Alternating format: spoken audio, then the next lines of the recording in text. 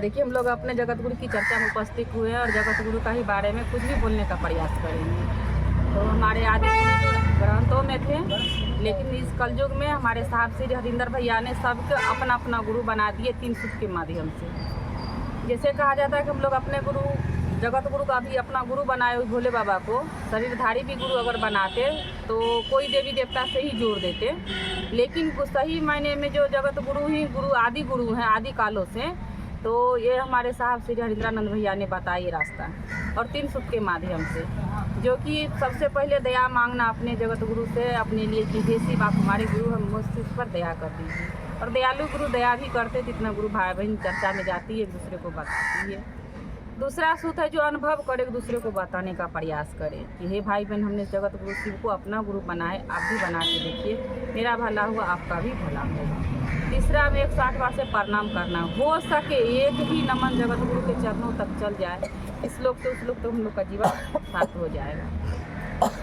कहते ना कि जैसे कि अभी गुरु बहना कह रही थी कि साहब बहुत सारा जप तप किए, कष्ट किए, तब अपने ज़िंदगी में जगत गुरु को पाए और सभी में रखे।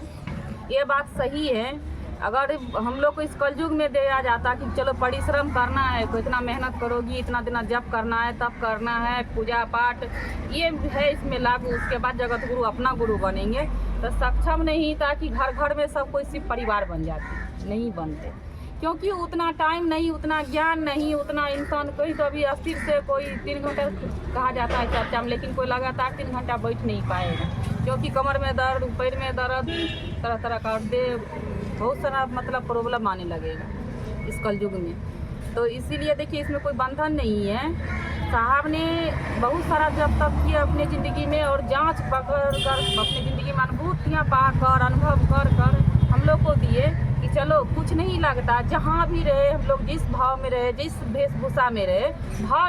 लेके जगत गुरु के चरणों में जाए और अपना जगत गुरु को अपना बनाकर, जिस तरह कथन अपनापन में होता है दर्द, तो जब हम लोग अपनापन रखेंगे और गुरु से दया की याचना करेंगे तो हमारे गुरु दया करेंगे। हम लोग को जप तप नहीं करना है, हम लोग को उतना कष्ट भी नहीं करना है, क्योंकि उतना कष्ट हम लोग कर नहीं पाएंगे। सब कुछ करके हमारे जगत गुरु को हमारे साहब ने हम लोग को सिर्फ इजी से दे दिए कि हे जगत का भाई बहन, जगत गुरु सिर्फ मेरे गुरु हैं, सबका अपना अपना गुरु हो सकते हैं। तो हम सभी भाई बहन ने जब जाने अपने जगत गुरु को अपना गुरु बनाए और गुरु से कुछ न कुछ दया की याचना की और हमारे दयालु गुरु दया किए तो झट से मन संवर गया। और लोग का जब ज्ञान नहीं था जगत गुरु को कुछ भी रख देते थे, चले हम ये चीज़ कर रहे हैं जगत गुरु ये हो जाएगा, तब जाने गुरु हमारे दया करते हैं,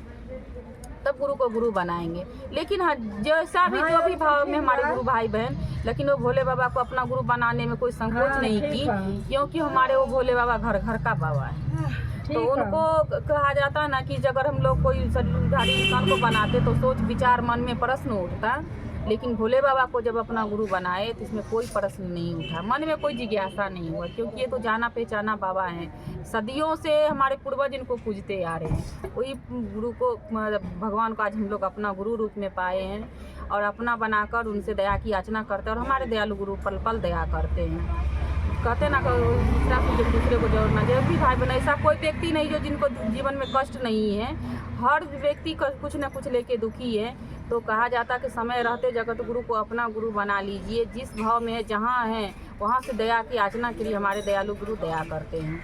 और एक दूसरे को बताने का प्रयास करिए। अगर कोई गुरु भाई बहन अगर दुखी हो, कोई संकट में हो, तो उनको बताने का प्रयास करिए कि हमने जगत गुरु को अपना गुरु बनाया, आप भी बना कर देखिए, मेरा भला हुआ आपका भी होगा। कर्म अपना अपना है, जिस तरह का कर्म करिएगा उसका फल मिलेगा, तो सही कर्म करिएगा तो सही फल मिलेगा। क्योंकि इस कलयुग में देखिए बहुत सारा कहता ना कि जो बहुत सारा ऐसा है जो सब कुछ यहीं पर लोग देखने का कहता है स्वर्ग और नर्क है, जैसा कर्म करिएगा यहीं भोग के जाइएगा। तो समय रहते जगत गुरु को गुरु बना लीजिए, अपना बनाकर उनसे दया की याचना कीजिए और अपना बनाकर उनको देखिए, हमारे दयालु गुरु पर दया करते हैं और उनसे दया की याचना कीजिए। यही चर्चा जगत गुरु के चरणों में रखते हुए साहब दीदी हाथों रखते गुरु सहित ग्रंथ प्रणाम करते हैं।